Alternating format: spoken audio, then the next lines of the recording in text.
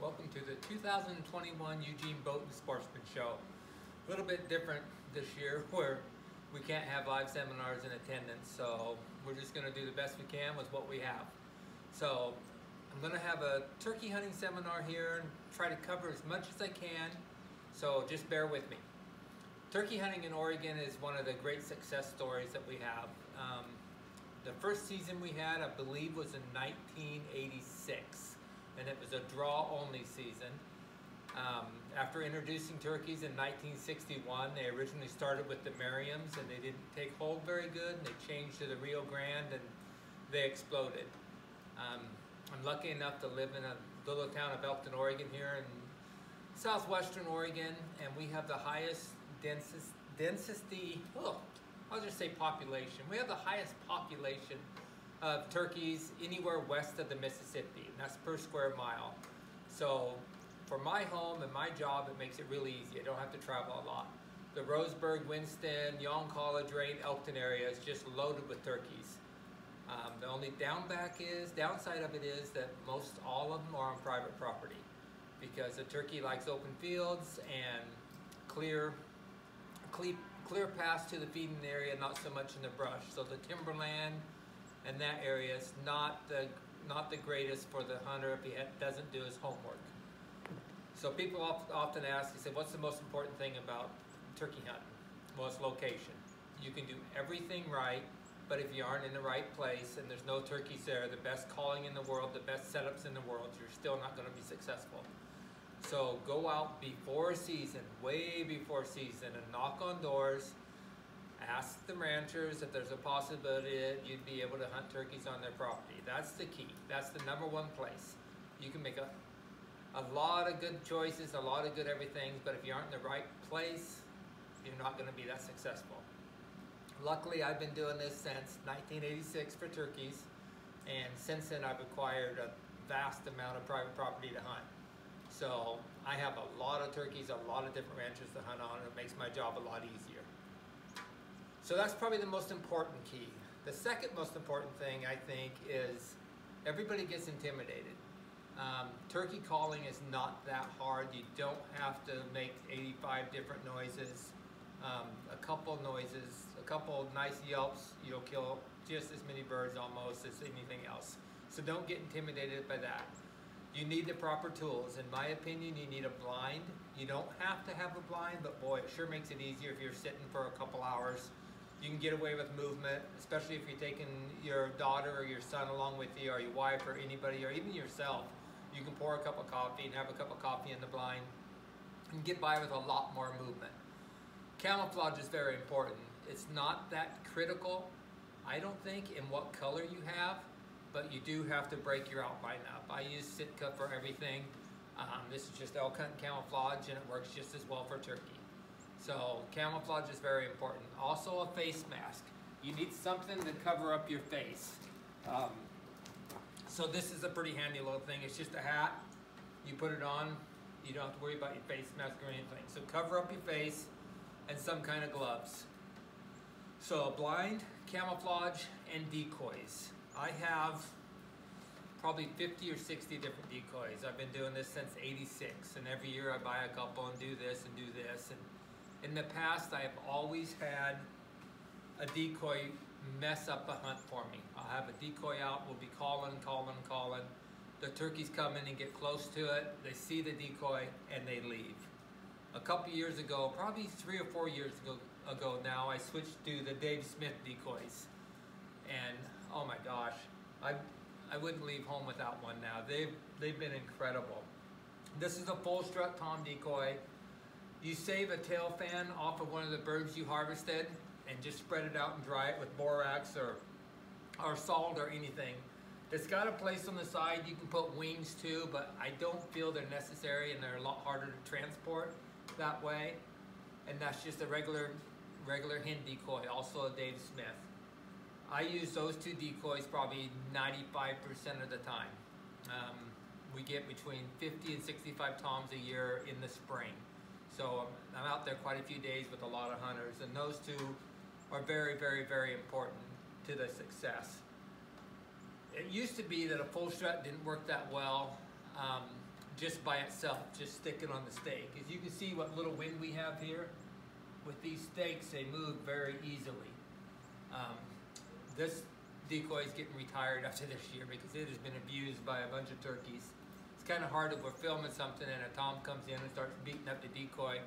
They want to try to get as much footage as they can before they harvest the birds. So the decoy takes the blunt of the injuries there.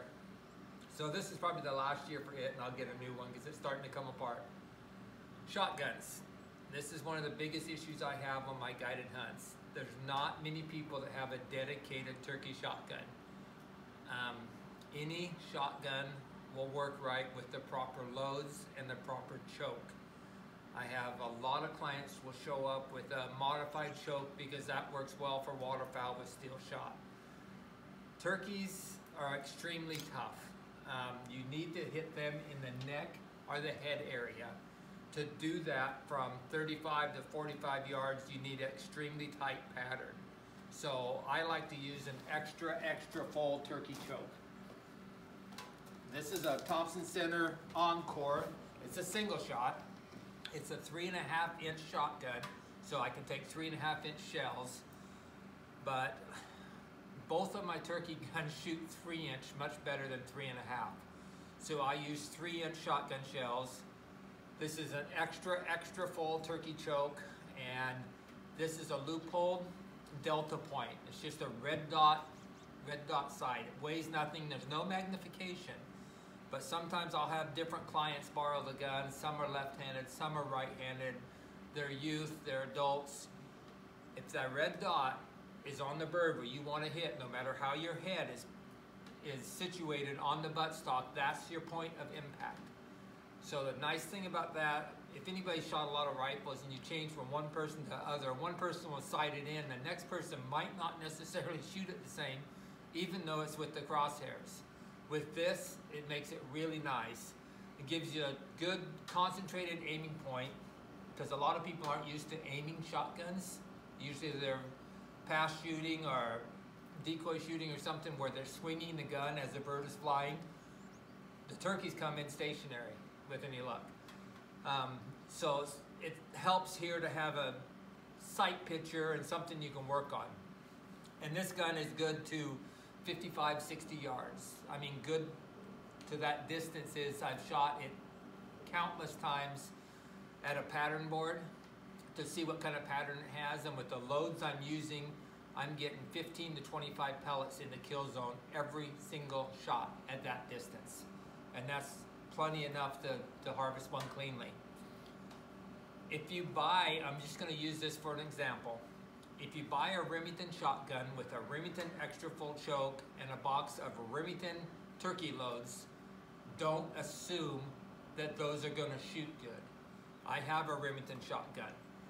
It likes federal shells the best. It actually does not shoot the Remington shotgun loads for turkey very well at all to pattern it. The Remington shoot fine in this gun, but they don't shoot as well in the factory Remington choke factory 870 turkey gun I have. So do a little bit of homework. I didn't shut my phone off.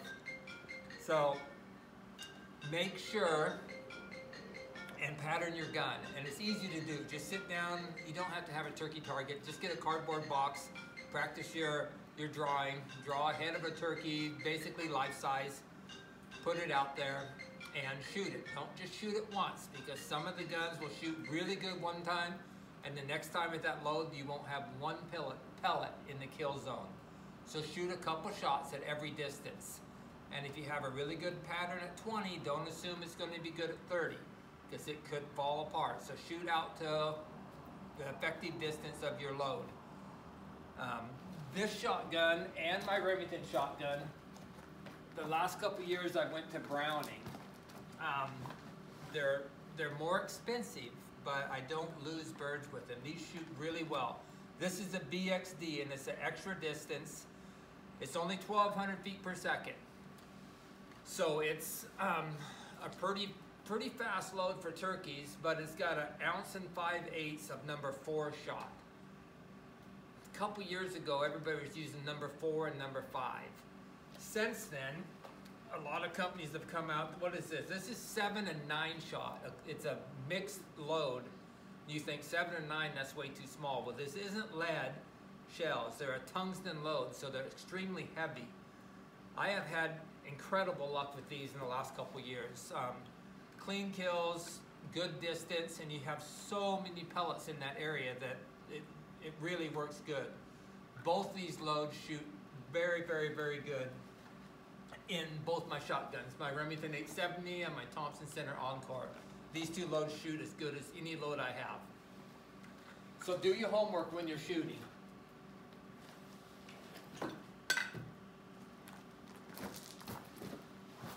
So you've scouted, you've found your birds, you've got your shotgun ready. You've either got a blind, or if you don't have a blind, you have plenty of camouflage to cover up. You have your decoys, you're all ready to go. Okay, season's almost here. What do? Just throw your calls on the ground. It's kind of changed for me over the last 30 years of doing this, I guess. When I first started, my grandfather or my father never hunted turkeys, so I had to watch everything on TV, read every book I could find on turkey hunting to try to learn what was going on. I spent extensive time in the field scouting the birds and getting used to their travel patterns and habits. But nothing for me, I learned quicker from other people. So I was fortunate enough to take a lot of people from Pennsylvania, Kansas, back east that have been turkey hunting for 20 years. So I learned an awful lot from my clients as far as turkey behavior, different calling techniques. I was very aggressive when I first started. I would call a lot and move a lot and go from ranch to ranch to ranch. And the older I got and the more knowledgeable I think I got, I slowed way down. I took my time, I didn't call as much, I stayed longer in a setup, and my success rate went up. So if you were gonna buy one call alone, I would buy a box call.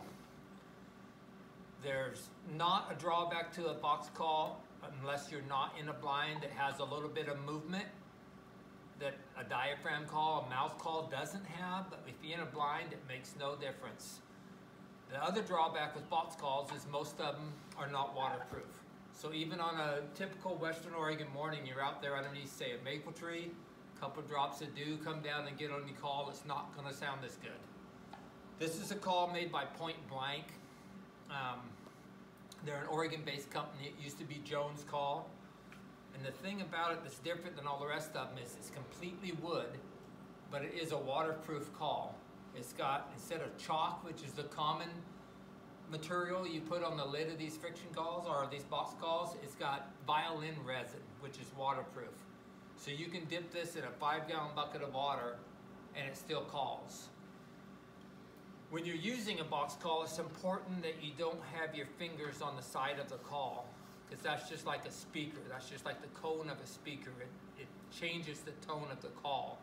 You want to have as little contact with the call as you can, and you want it on the bottom of the call. And grab it here, and just set it down on the call and slide it across. That's a typical Yelp. I like the sound of the call better this way. I don't know why. I don't know if it's my hands on the bottom or not, but it's easier for me to call this way. And in Western Oregon, a lot of times you can be 150 yards away from the turkey, and we have mountains unlike Kansas and those places. The sound doesn't carry. So you can hold it and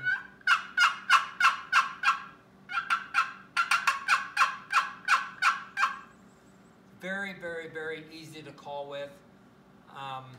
You don't have to worry about a bunch of burrs or cuts. Are very easy. If you just do a typical Yelp, it'll work for you 95+% of the time. Very easy, very simple, and anybody can learn how to do that in just a couple of minutes. Just remember to set it down, drag it over, pick it off.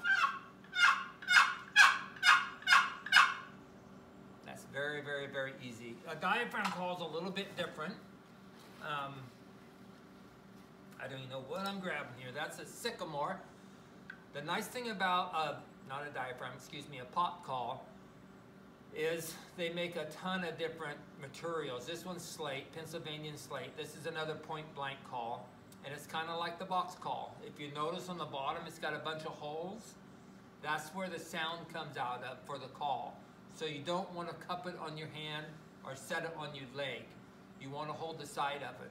And the nice thing about this call, you see it's got a bunch of squared off corners. It's a lot easier to hang on to than a rounded call. I don't know if you can see on that, but you can see half of this call looks a different shade, a different color. What that is when you buy this call brand new, the surface is slick. So you want to rough it up. And you only need to rough up a half of the surface because you only use just like a ½ inch area this for the call. You can use sandpaper. A lot of companies now are making a stone, like Zincs I know has a stone you rub on it, or a little Brillo pad. I have a lot of sandpaper around here, so I just grab a little piece of sandpaper, you rough it up. The same thing with the end of your striker. You rough it up a little bit so it doesn't get the material stuck on there and make it so slick. With this call, every striker I have makes a different noise. This is maple, this is sycamore, this is alder. Ugh. I don't have a clue what this is. I think this might be hickory. But every one of these strikers, a different wood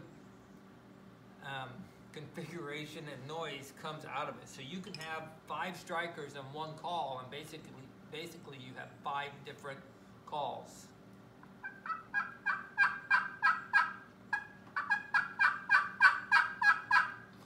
No matter what pot call you're using, from the outside to the inside is a different tone. You'll notice.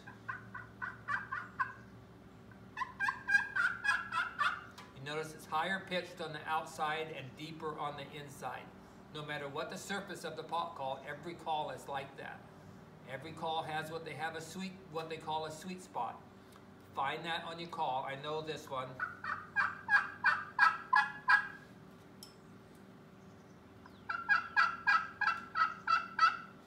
It's the same thing. That's a Yelp. To make a Yelp on the pot call, it's different than the box call. Your striker never leaves the surface of the call. You put it down, and basically what you're doing is making a miniature backwards J. Instead of going like this, you go like this, and then drag it back up, but without pressure on it, and come back down. So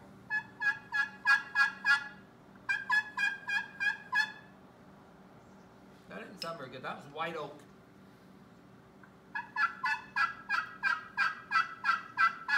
For a cut, it's just like dotting an I. A purr. And this call needs conditioned. It needs sanded. This is just how I left him last year from turkey season, so.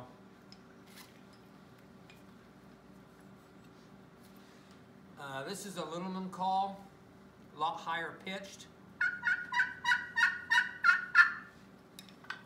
White oak usually sounds the best on this.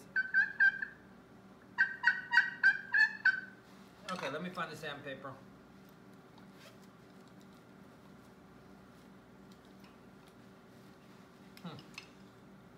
I will go to that in a second. I'm not sure where it is. It's been a year since I used it. Aha. So you just get a little bit of sandpaper, half the call.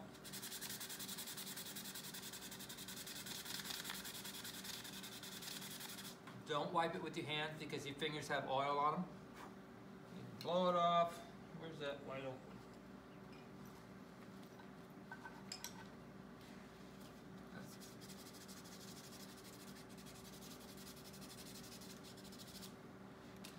See if that helps.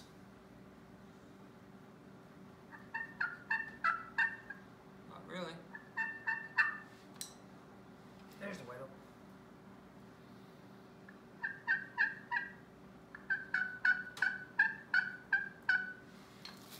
And another thing you will find that some calls like a rougher surface, and some calls don't need to be roughened up as much. So this is that stone I was talking about.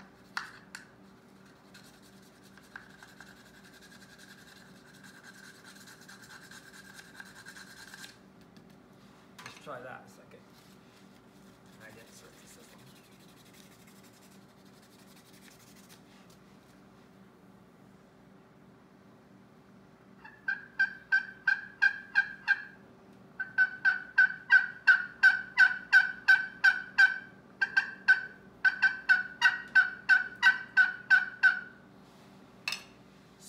basically has two types of calls. That's all you need. Again, if I was going to get one, I would just use the box call. And if I was going to get other ones, I'd concentrate on getting one call and then just getting numerous different strikers for it, because you can get as many noises out of that as possible. So you've got your calls, you've got your decoys, you've got your blind, you've got your shotgun, you've located your turkeys, where to set up, and how to go about harvesting a turkey in the morning.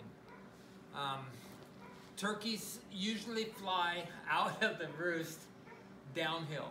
They don't usually fly uphill. They fly either downhill or at the same level.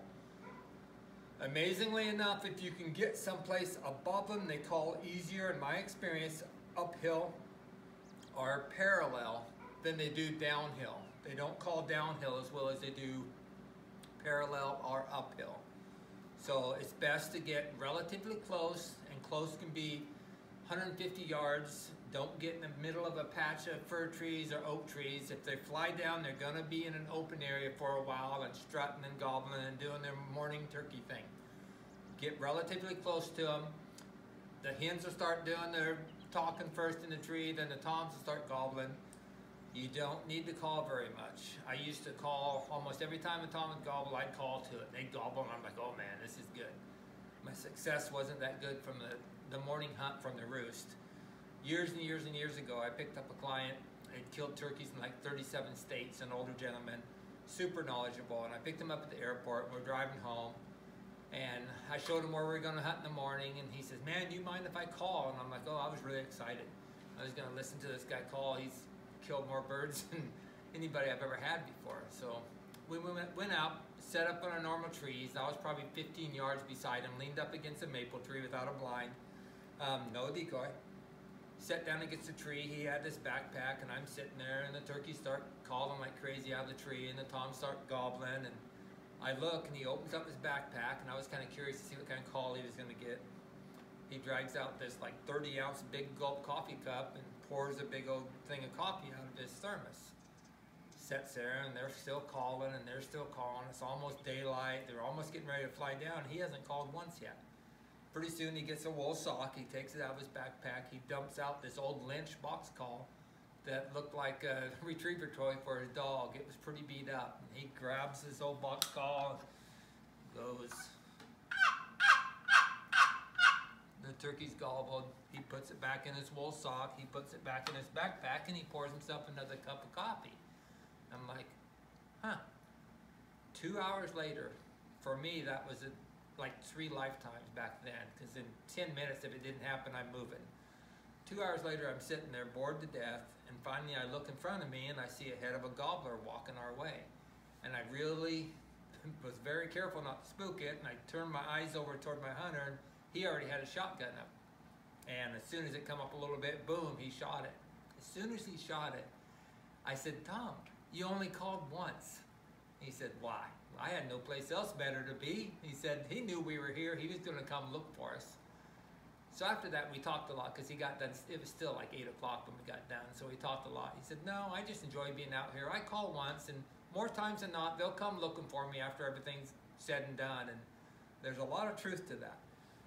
Over the years, I've gotten a lot more patient, and it works good, so don't overcall. One thing, if you're to a new area and you don't know where the toms are, first thing at daylight and usually right before dark, they will gobble going into the tree or right before they come out of the tree.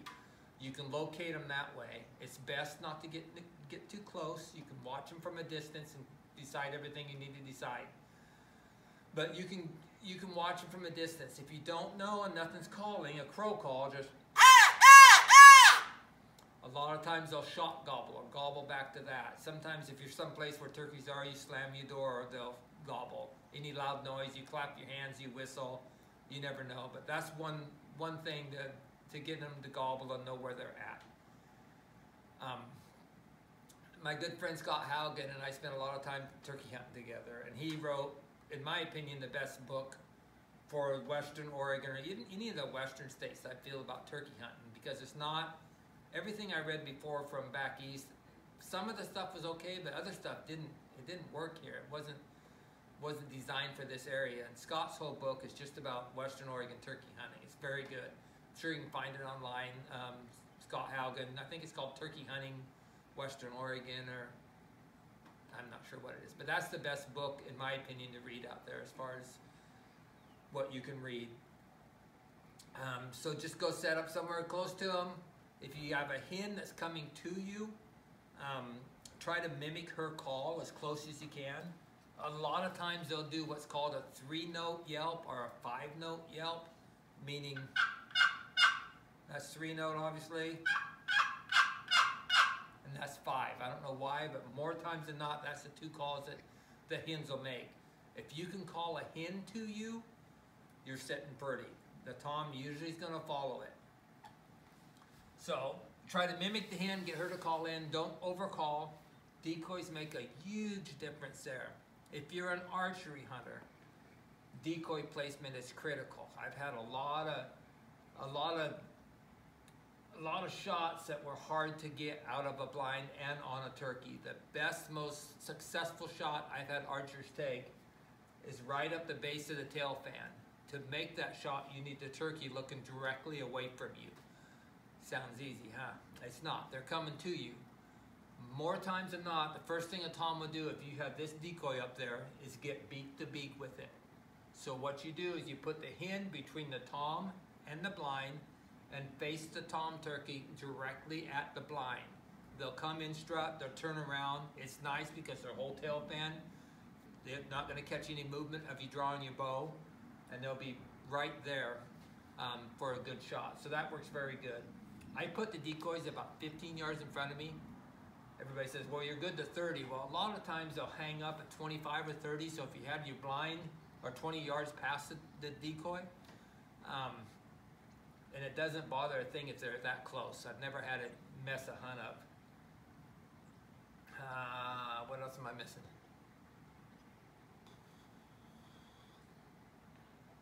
I think that pretty much covers everything. Oh, blinds. A lot of people, I know this because I've had numerous blinds set up, and I'll have clients say, here, I'll take that one down, or I'll go put one up or something. If there's a bunch of people, will have 2 blinds together and they want to watch their kids or wives or whatever, so they'll set another blind up. And they really struggle setting a blind up. So I'm going to give a quick demonstration of what works for me setting the blind up and talk a little bit about how the blind works. So we're going to shut the video off for just a second and reset up, and we'll start right back.